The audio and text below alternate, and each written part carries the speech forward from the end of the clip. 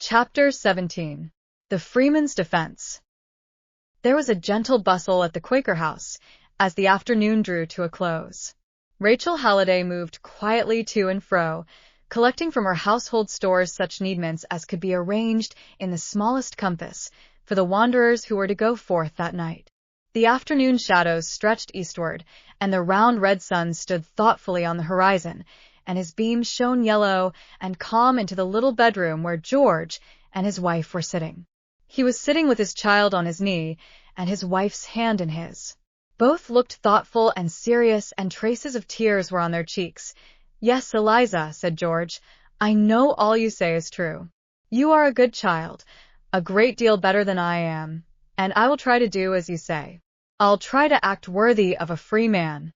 I'll try to feel like a Christian. God Almighty knows that I've meant to do well, tried hard to do well, when everything has been against me, and now I'll forget all the past and put away every hard and bitter feeling and read my Bible and learn to be a good man." "And when we get to Canada," said Eliza, "I can help you. I can do dressmaking very well, and I understand fine washing and ironing, and between us we can find something to live on." "Yes, Eliza, so long as we have each other and our boy." "Oh, Eliza, if these people only knew what a blessing it is for a man to feel that his wife and child belong to him. I've often wondered to see men that could call their wives and children their own, fretting and worrying about anything else. Why, I feel rich and strong, though we have nothing but our bare hands. I feel as if I could scarcely ask God for any more. Yes, though I've worked hard every day till I am 25 years old, and have not a cent of money, nor a roof to cover me, nor a spot of land to call my own, yet if they will only let me alone now, I will be satisfied, thankful. I will work, and send back the money for you and my boy. As to my old master, he has been paid 5 times over for all he ever spent for me. I don't owe him anything." "But yet we are not quite out of danger," said Eliza. "We are not yet in Canada." "True," said George, "but it seems as if I smelt the free air, and it makes me strong." At this moment, voices were heard in the outer apartment, in earnest conversation, and very soon a rap was heard on the door. Eliza started and opened it. Simeon Halliday was there, and with him a Quaker brother, whom he introduced as Phineas Fletcher. Phineas was tall and lathy, red-haired, with an expression of great acuteness and shrewdness in his face. He had not the placid, quiet, unworldly air of Simeon Halliday.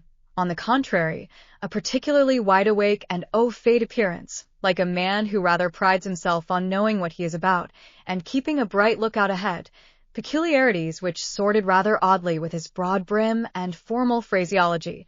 "Our friend Phineas hath discovered something of importance to the interests of thee and thy party, George," said Simeon. "It were well for thee to hear it." "That I have," said Phineas, "and it shows the use of a man's always sleeping with one ear open in certain places, as I've always said. Last night I stopped at a little lone tavern back on the road. Thee remembers the place, Simeon, where we sold some apples, last year, to that fat woman with the great earrings. Well, I was tired with hard driving, and after my supper I stretched myself down on a pile of bags in the corner and pulled a buffalo over me to wait till my bed was ready. And what does I do but get fast asleep." "With one ear open, Phineas?" said Simeon quietly. "No, I slept, ears and all, for an hour or two, for I was pretty well tired, but when I came to myself a little, I found that there were some men in the room, sitting round a table, drinking and talking, and I thought, before I made much muster, I'd just see what they were up to, especially as I heard them say something about the Quakers. 'So,' says one, 'they are up in the Quaker settlement, no doubt,' says he. Then I listened with both ears, and I found that they were talking about this very party. So I lay and heard them lay off all their plans. This young man, they said, was to be sent back to Kentucky to his master, who was going to make an example of him, to keep all niggers from running away, and his wife, 2 of them, were going to run down to New Orleans to sell, on their own account, and they calculated to get $1,600 or $1,800 for her, and the child, they said, was going to a trader who had bought him, and then there was the boy, Jim, and his mother. They were to go back to their masters in Kentucky. They said that there were 2 constables in a town a little piece ahead who would go in with M to get M taken up, and the young woman was to be taken before a judge, and one of the fellows, who is small and smooth-spoken, was to swear to her for his property and get her delivered over to him to take south. They've got a right notion of the track we are going tonight, and they'll be down after us, 6 or 8 strong. So now, what's to be done?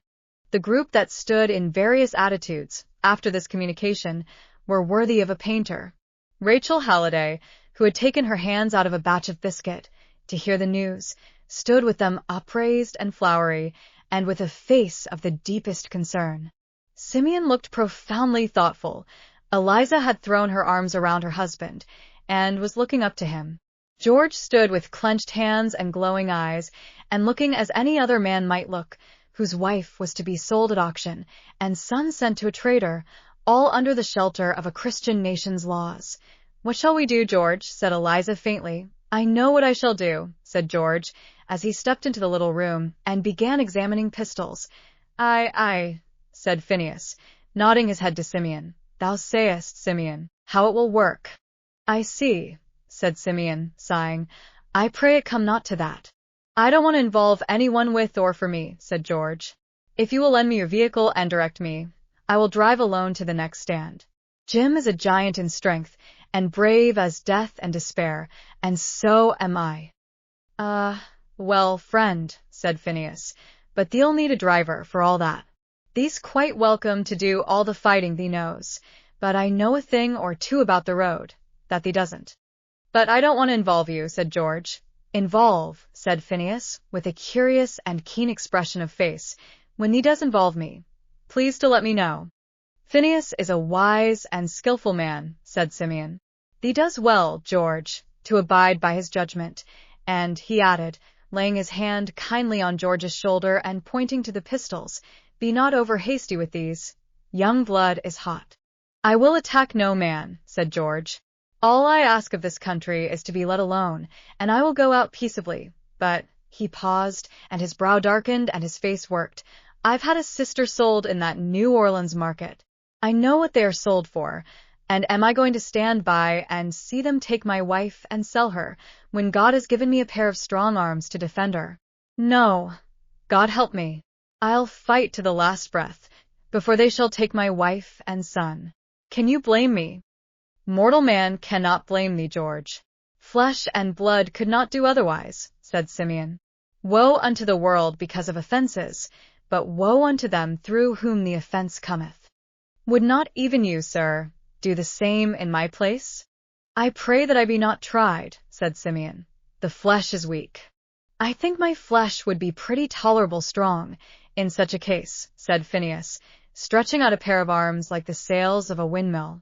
"I ain't sure, friend George, that I shouldn't hold a fellow for thee, if thee had any accounts to settle with him." "If man should ever resist evil," said Simeon, "then George should feel free to do it now. But the leaders of our people taught a more excellent way, for the wrath of man worketh not the righteousness of God, but it goes sorely against the corrupt will of man, and none can receive it save they to whom it is given. Let us pray the Lord that we be not tempted." "And so I do," said Phineas. "But if we are tempted too much, why, let them look out, that's all." "It's quite plain thee wasn't born a friend," said Simeon, smiling. "The old nature hath its way in thee pretty strong as yet." To tell the truth, Phineas had been a hardy, 2-fisted backwoods man, a vigorous hunter, and a dead shot at a buck, but, having wooed a pretty Quakeress, had been moved by the power of her charms to join the society in his neighborhood, and though he was an honest, sober, and efficient member, and nothing particular could be alleged against him, yet the more spiritual among them could not but discern an exceeding lack of savor in his developments. "Friend Phineas will ever have ways of his own," said Rachel Halliday, smiling. "But we all think that his heart is in the right place after all." "Well," said George, "isn't it best that we hasten our flight?" "I got up at 4 o'clock and came on with all speed, full 2 or 3 hours ahead of them if they start at the time they planned. It isn't safe to start till dark, at any rate, for there are some evil persons in the villages ahead that might be disposed to meddle with us if they saw our wagon, and that would delay us more than the waiting. but in 2 hours I think we may venture. I will go over to Michael Cross and engage him to come behind on his swift nag, and keep a bright lookout on the road, and warn us if any company of men come on. Michael keeps a horse that can soon get ahead of most other horses, and he could shoot ahead and let us know if there were any danger. I am going out now to warn Jim and the old woman to be in readiness, and to see about the horse. We have a pretty fair start, and stand a good chance to get to the stand before they can come up with us. So, have good courage, friend George. This isn't the first ugly scrape that I've been in with thy people, said Phineas, as he closed the door. Phineas is pretty shrewd, said Simeon. He will do the best that can be done for thee, George. All I am sorry for, said George, is the risk to you. Thee'll much oblige us, friend George, to say no more about that. What we do we are conscience-bound to do. We can do no other way. And now, mother, said he, turning to Rachel, hurry thy preparations for these friends, for we must not send them away fasting. And while Rachel and her children were busy making corn cake, and cooking ham and chicken, and hurrying on the et-ceteras of the evening meal, George and his wife sat in their little room, with their arms folded about each other, in such talk as husband and wife have when they know that a few hours may part them forever. Eliza, said George, people that have friends and houses and lands and money and all those things can't love as we do, who have nothing but each other. Till I knew you, Eliza, no creature had loved me but my poor, heartbroken mother and sister. I saw poor Emily that morning the traitor carried her off. She came to the corner where I was lying asleep and said, Poor George, your last friend is going. What will become of you, poor boy? And I got up and threw my arms round her, and cried and sobbed, and she cried too, and those were the last kind words I got for 10 long years, and my heart all withered up, and felt as dry as ashes, till I met you. And your loving me, why, it was almost like raising one from the dead. I've been a new man ever since. And now, Eliza, I'll give my last drop of blood, but they shall not take you from me. Whoever gets you must walk over my dead body. Oh, Lord, have mercy, said Eliza, sobbing. If he will only let us get out of this country together, that is all we ask. Is God on their side? Said George, speaking less to his wife than pouring out his own bitter thoughts. Does he see all they do? Why does he let such things happen? And they tell us that the Bible is on their side. Certainly all the power is. They are rich and healthy and happy. They are members of churches, expecting to go to heaven. And they get along so easy in the world, and have it all their own way, and poor, honest, faithful Christians as good or better than they, are lying in the very dust under their feet. They buy and sell, and make trade of their heart's blood, and groans and tears, and God lets them. Friend George, said Simeon from the kitchen, listen to this psalm, it may do thee good. George drew his seat near the door, and Eliza, wiping her tears, came forward also to listen, while Simeon read as follows. But as for me, my feet were almost gone. My steps had well nigh slipped. For I was envious of the foolish, when I saw the prosperity of the wicked. They are not in trouble like other men, neither are they plagued like other men. Therefore, pride compasseth them as a chain, violence covereth them as a garment. Their eyes stand out with fatness, they have more than heart could wish. They are corrupt, and speak wickedly concerning oppression. They speak loftily. Therefore his people return, and the waters of a full cup are wrung out to them, and they say, How doth God know? And is there knowledge in the Most High? Is not that the way thee feels, George? It is so indeed, said George, as well as I could have written it myself. Then, here, said Simeon, when I thought to know this, it was too painful for me until I went unto the sanctuary of God. Then understood I their end. Surely thou didst set them in slippery places, thou castedst them down to destruction. As a dream when one awaketh, so, O Lord, when thou awakest, thou shalt despise their image. Nevertheless I am continually with thee. Thou hast holden me by my right hand. Thou shalt guide me by thy counsel, and afterwards receive me to glory. It is good for me to draw near unto God. I have put my trust in the Lord God. 1 P.S. 73. The end of the wicked contrasted with that of the righteous. The words of holy trust, breathed by the friendly old man, stole like sacred music over the harassed and chafed spirit of George, and after he ceased, he sat with a gentle and subdued expression on his fine features. "If this world were all, George," said Simeon, "thee might, indeed, ask where is the Lord? But it is often those who have least of all in this life whom he chooseth for the kingdom. Put thy trust in him, and, no matter what befalls thee here, he will make all right hereafter." If these words had been spoken by some easy, self-indulgent exhorter, from whose mouth they might have come merely as pious and rhetorical flourish, proper to be used to people in distress, perhaps they might not have had much effect, but coming from one who daily and calmly risked fine and imprisonment for the cause of God and man, they had a weight that could not but be felt, and both the poor, desolate fugitives found calmness and strength breathing into them from it. And now Rachel took Eliza's hand kindly and led the way to the supper table. As they were sitting down, a light tap sounded at the door and Ruth entered. "I just ran in," she said, "with these little stockings for the boy, 3 pair, nice, warm woolen ones. It will be so cold, thee knows, in Canada. Does thee keep up good courage, Eliza?" she added, tripping round to Eliza's side of the table and shaking her warmly by the hand and slipping a seed cake into Harry's hand. "I brought a little parcel of these for him," she said, tugging at her pocket to get out the package. "Children, thee knows, will always be eating." "Oh, thank you, you are too kind," said Eliza. "Come, Ruth, sit down to supper," said Rachel. "I couldn't anyway. I left John with the baby and some biscuits in the oven, and I can't stay a moment, else John will burn up all the biscuits and give the baby all the sugar in the bowl. That's the way he does," said the little Quakeress, laughing. "So, goodbye, Eliza. Goodbye, George. The Lord grant thee a safe journey." And, with a few tripping steps, Ruth was out of the apartment. A little while after supper, a large covered wagon drew up before the door. The night was clear starlight, and Phineas jumped briskly down from his seat to arrange his passengers. George walked out of the door, with his child on one arm and his wife on the other. His step was firm, his face settled and resolute. Rachel and Simeon came out after them. "You get out a moment," said Phineas to those inside, "and let me fix the back of the wagon there for the women folks and the boy." "Here are the 2 buffaloes," said Rachel. "Make the seats as comfortable as may be. It's hard riding all night." Jim came out first and carefully assisted out his old mother, who clung to his arm and looked anxiously about, as if she expected the pursuer every moment. "Jim, are your pistols all in order?" said George in a low, firm voice. "Yes, indeed," said Jim. "And you've no doubt what you shall do if they come?"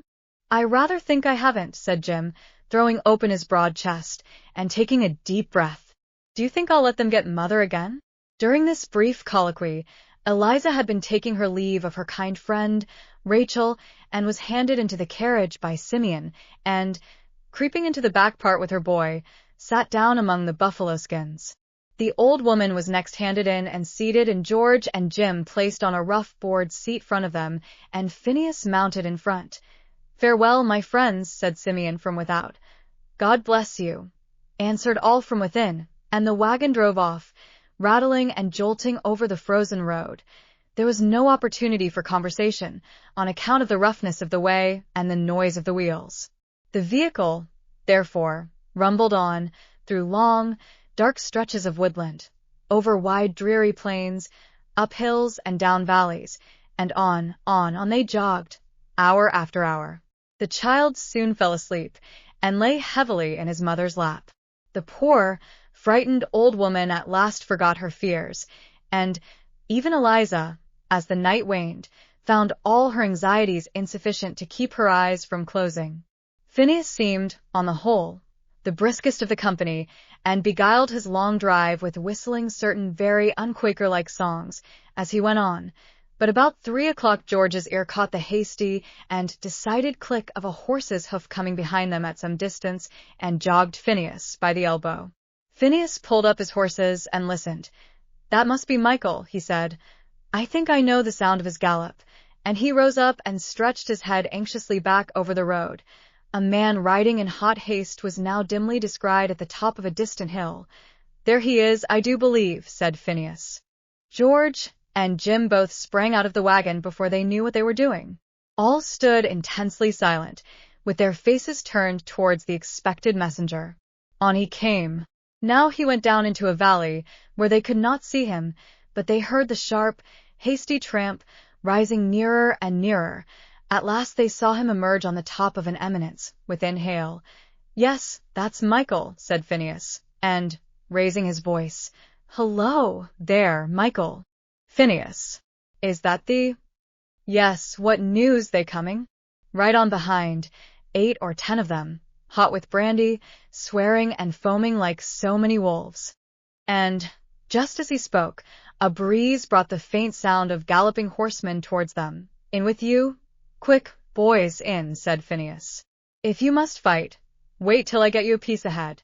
And with the word, both jumped in, and Phineas lashed the horses to a run, the horsemen keeping close beside them. The wagon rattled, jumped, almost flew, over the frozen ground, but plainer, and still plainer, came the noise of pursuing horsemen behind. The women heard it, and, looking anxiously out, saw, far in the rear, on the brow of a distant hill, a party of men looming up against the red-streaked sky of early dawn. Another hill, and their pursuers had evidently caught sight of their wagon, whose white cloth-covered top made it conspicuous at some distance, and a loud yell of brutal triumph came forward on the wind. Eliza sickened, and strained her child closer to her bosom. The old woman prayed and groaned, and George and Jim clenched their pistols with the grasp of despair. The pursuers gained on them fast. The carriage made a sudden turn, and brought them near a ledge of a steep overhanging rock, that rose in an isolated ridge or clump in a large lot, which was, all around it, quite clear and smooth. This isolated pile, or range of rocks, rose up black and heavy against the brightening sky, and seemed to promise shelter and concealment. It was a place well known to Phineas, who had been familiar with the spot in his hunting days, and it was to gain this point he had been racing his horses. "Now for it," said he, suddenly checking his horses and springing from his seat to the ground. "Out with you in a twinkling, every one, and up into these rocks with me. Michael, thee tie thy horse to the wagon, and drive ahead to Amaria's and get him and his boys to come back and talk to these fellows." In a twinkling they were all out of the carriage. "There," said Phineas, catching up Harry. "You, each of you, see to the women, and run. Now if you ever did run." They needed no exhortation. Quicker than we can say it, the whole party were over the fence, making with all speed for the rocks, while Michael, throwing himself from his horse, and fastening the bridle to the wagon, began driving it rapidly away. "Come ahead," said Phineas, as they reached the rocks, and saw in the mingled starlight and dawn the traces of a rude but plainly marked footpath leading up among them. "This is one of our old hunting dens. Come up." Phineas went before, springing up the rocks like a goat, with the boy in his arms. Jim came second, bearing his trembling old mother over his shoulder, and George and Eliza brought up the rear. The party of horsemen came up to the fence, and, with mingled shouts and oaths, were dismounting, to prepare to follow them. A few moments' scrambling brought them to the top of the ledge. The path then passed between a narrow defile, where only one could walk at a time, till suddenly they came to a rift or chasm more than a yard in breadth, and beyond which lay a pile of rocks, separate from the rest of the ledge, standing full 30 feet high, with its sides steep and perpendicular as those of a castle. Phineas easily leaped the chasm, and sat down the boy on a smooth, flat platform of crisp white moss that covered the top of the rock. "Over with you," he called. "Spring, now, once for your lives," said he, as one after another sprang across. Several fragments of loose stone formed a kind of breastwork, which sheltered their position from the observation of those below. "Well, here we all are," said Phineas, peeping over the stone breastwork to watch the assailants, who were coming tumultuously up under the rocks. "Let 'em get us, if they can. Whoever comes here has to walk single file between those 2 rocks, in fair range of your pistols. Boys, do you see?" "I do see," said George. "And now, as this matter is ours. Let us take all the risk, and do all the fighting." "Thee's quite welcome to do the fighting, George," said Phineas, chewing some checkerberry leaves as he spoke, "but I may have the fun of looking on, I suppose. But see, these fellows are kinder debating down there, and looking up like hens when they are going to fly up on to the roost. Hadn't thee better give 'em a word of advice before they come up, just to tell 'em handsomely they'll be shot if they do?" The party beneath, now more apparent in the light of the dawn, consisted of our old acquaintances, Tom Loker and Marks, with 2 constables, and a posse consisting of such rowdies at the last tavern as could be engaged by a little brandy to go, and help the fun of trapping a set of niggers. "Well, Tom, your coons are farly treed," said one. "Yes, I see 'em go up right here," said Tom, "and here's a path. I'm for going right up. They can't jump down in a hurry, and it won't take long to ferret 'em out." "But, Tom, they might fire at us from behind the rocks," said Marks. "That would be ugly, you know." "Ugh," said Tom, with a sneer. "Always for saving your skin, Marks. No danger. Niggers are too plaguey scared." "I don't know why I shouldn't save my skin," said Marks. "It's the best I've got, and niggers do fight like the devil, sometimes." At this moment, George appeared on the top of a rock above them, and, speaking in a calm, clear voice, said, "Gentlemen, who are you, down there, and what do you want?" "We want a party of runaway niggers," said Tom Loker. "One George Harris and Eliza Harris and their son and Jim Selden and an old woman. We've got the officers here and a warrant to take, and we're going to have, 2. D'ye hear? Ain't you George Harris, that belongs to Mr. Harris, of Shelby County, Kentucky?" "I am George Harris. A Mr. Harris of Kentucky did call me his property. But now I'm a free man, standing on God's free soil, and my wife and my child I claim as mine. Jim and his mother are here. We have arms to defend ourselves, and we mean to do it. You can come up if you like, but the first one of you that comes within the range of our bullets is a dead man, and the next, and so on till the last." "Oh, come." "Come," said a short, puffy man, stepping forward and blowing his nose as he did so. "Young man, this ain't no kind of talk at all for you. You see, we're officers of justice. We've got the law on our side and the power and so forth, so you'd better give up peaceably, you see, for you'll certainly have to give up at last."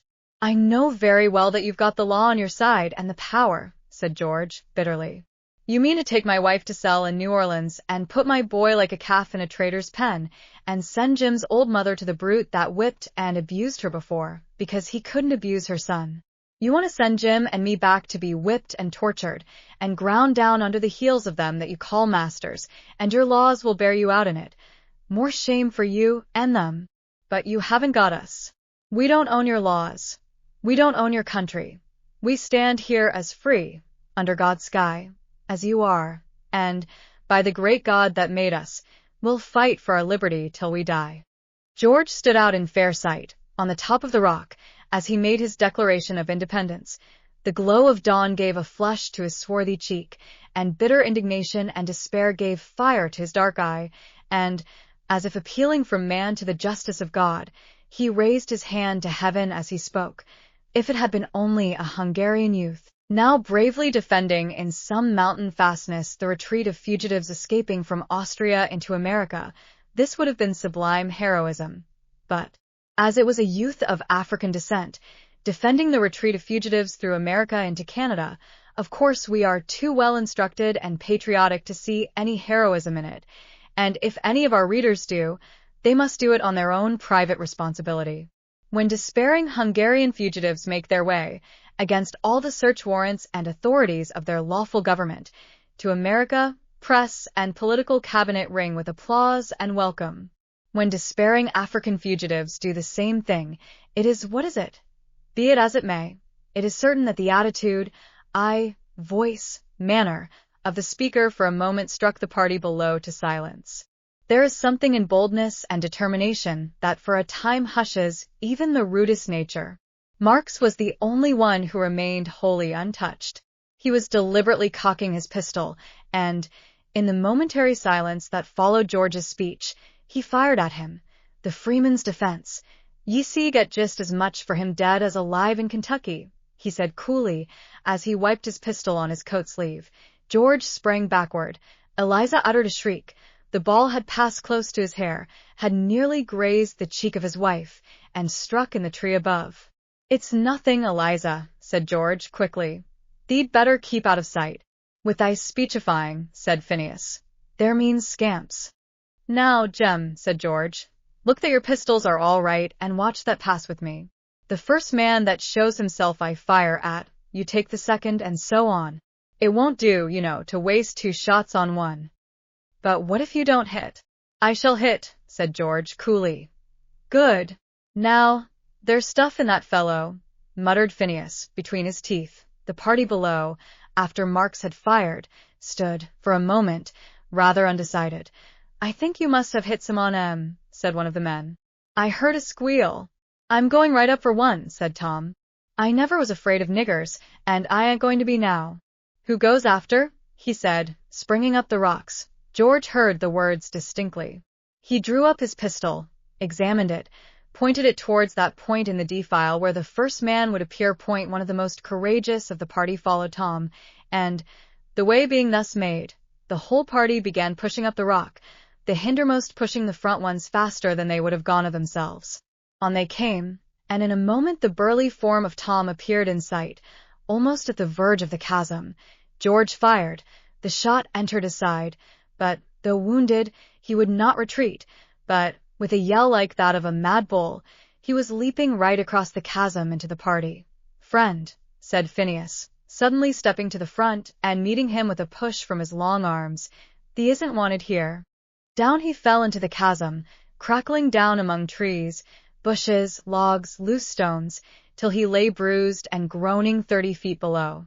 The fall might have killed him, had it not been broken and moderated by his clothes catching in the branches of a large tree, but he came down with some force, however, more than was at all agreeable or convenient. Lord help us, they are perfect devils, said Marks, heading the retreat down the rocks with much more of a will than he had joined the ascent, while all the party came tumbling precipitately after him. The fat constable, in particular, blowing and puffing in a very energetic manner. I say, fellers, said Marks, you just go round and pick up Tom, there, while I run and get on to my horse to go back for help. That's you. And, without minding the hootings and jeers of his company, Marks was as good as his word, and was soon seen galloping away. Was ever such a sneaking varmint, said one of the men, to come on his business, and he clear out, and leave us this here way. Well, we must pick up that feller, said another. Cuss me if I much care whether he is dead or alive. The men, led by the groans of Tom, scrambled and crackled through stumps, logs, and bushes, to where that hero lay groaning and swearing with alternate vehemence. Ye keep it a-going pretty loud, Tom, said one. Ye much hurt? Don't know. Get me up, can't ye? Blast that infernal Quaker. If it hadn't been for him, I'd a pitched some on him down here, to see how they liked it. With much labor and groaning, the fallen hero was assisted to rise, and, with one holding him up under each shoulder, they got him as far as the horses. If you could only get me a mile back to that A.R. tavern, give me a handkerchief or something, to stuff into this place, and stop this infernal bleeding. George looked over the rocks, and saw them trying to lift the burly form of Tom into the saddle. After 2 or 3 ineffectual attempts, he reeled and fell heavily to the ground. Oh, I hope he isn't killed, said Eliza, who, with all the party, stood watching the proceeding. Why not, said Phineas. Serves him right. Because after death comes the judgment, said Eliza. Yes, said the old woman, who had been groaning and praying, in her Methodist fashion, during all the encounter. It's an awful case for the poor critter's soul. On my word, they're leaving him, I do believe, said Phineas. It was true, for after some appearance of irresolution and consultation, the whole party got on their horses and rode away. When they were quite out of sight, Phineas began to bestir himself. Well, we must go down and walk a piece, he said. I told Michael to go forward and bring help, and be along back here with the wagon, but we shall have to walk a piece along the road, I reckon, to meet them. The Lord grant he be along soon. It's early in the day. There won't be much travel afoot yet a while. We ain't much more than 2 miles from our stopping place. If the road hadn't been so rough last night, we could have outrun him entirely. As the party neared the fence, they discovered in the distance, along the road, their own wagon coming back, accompanied by some men on horseback. "Well, now there's Michael and Stephen and Amaria," exclaimed Phineas, joyfully. "Now we are made, as safe as if we got there." "Well, do stop then," said Eliza, "and do something for that poor man. He's groaning dreadfully." "It would be no more than Christian," said George. "Let's take him up and carry him on." "And doctor him up among the Quakers," said Phineas. "Pretty well, that." "Well, I don't care if we do. Here, let's have a look at him." And Phineas, who in the course of his hunting and backwoods life had acquired some rude experience of surgery, kneeled down by the wounded man and began a careful examination of his condition. "Marks," said Tom, feebly. "Is that you, Marks?" "No, I reckon 'tan't friend," said Phineas. "Much Marks cares for thee, if his own skin's safe. He's off long ago." "I believe I'm done for," said Tom. "The cussed sneaking dog, to leave me to die alone. My poor old mother always told me 't would be so. Law sakes, just hear the poor critter." "He's got a mammy now," said the old negress. "I can't help kinder pitying on him." "Softly, softly. Don't thee snap and snarl, friend," said Phineas, as Tom winced and pushed his hand away. "Thee has no chance, unless I stop the bleeding." And Phineas busied himself with making some offhand surgical arrangements with his own pocket handkerchief and such as could be mustered in the company. "You pushed me down there," said Tom, faintly. "Well, if I hadn't thee would have pushed us down these seas," said Phineas, as he stooped to apply his bandage. "There, there, let me fix this bandage. We mean well to thee. We bear no malice. Thee shall be taken to a house where they'll nurse thee first rate, well, as thy own mother could." Tom groaned and shut his eyes. In men of his class, vigor and resolution are entirely a physical matter and ooze out with the flowing of the blood, and the gigantic fellow really looked piteous in his helplessness. The other party now came up. The seats were taken out of the wagon. The buffalo skins, doubled in 4s, were spread all along one side, and 4 men, with great difficulty, lifted the heavy form of Tom into it. Before he was gotten in, he fainted entirely. The old negress, in the abundance of her compassion, sat down on the bottom and took his head in her lap. Eliza, George, and Jim bestowed themselves, as well as they could, in the remaining space, and the whole party set forward. "What do you think of him?" said George, who sat by Phineas in front. "Well, it's only a pretty deep flesh wound, but then, tumbling and scratching down that place didn't help him much. It has bled pretty freely, pretty much drained him out, courage and all, but he'll get over it and maybe learn a thing or two by it." "I'm glad to hear you say so," said George. "It would always be a heavy thought to me, if I'd caused his death, even in a just cause." "Yes," said Phineas, "killing is an ugly operation, any way they'll fix it, man or beast. I've seen a buck that was shot down and a-dying, look that way on a feller with his eye, that it really most made a feller feel wicked for killing on him, and human creatures is a more serious consideration yet, bein', as thy wife says, that the judgment comes to, after death. So I don't know as our people's notions on these matters is too strict, and considerin' how I was raised, I fell in with them pretty considerably." "What shall you do with this poor fellow?" said George. "Oh, carry him along to Amaria's. There's old Grandmam Stevens there. Dorcas, they call her. She's most an amazin' nurse. She takes to nursing real natural, and ain't never better suited than when she gets a sick body to tend. We may reckon on turning him over to her for a fortnight or so." A ride of about an hour more brought the party to a neat farmhouse, where the weary travelers were received to an abundant breakfast. Tom Loker was soon carefully deposited in a much cleaner and softer bed than he had ever been in the habit of occupying. His wound was carefully dressed and bandaged, and he lay languidly opening and shutting his eyes on the white window curtains and gently gliding figures of a sick room, like a weary child. And here, for the present, we shall take our leave of one party.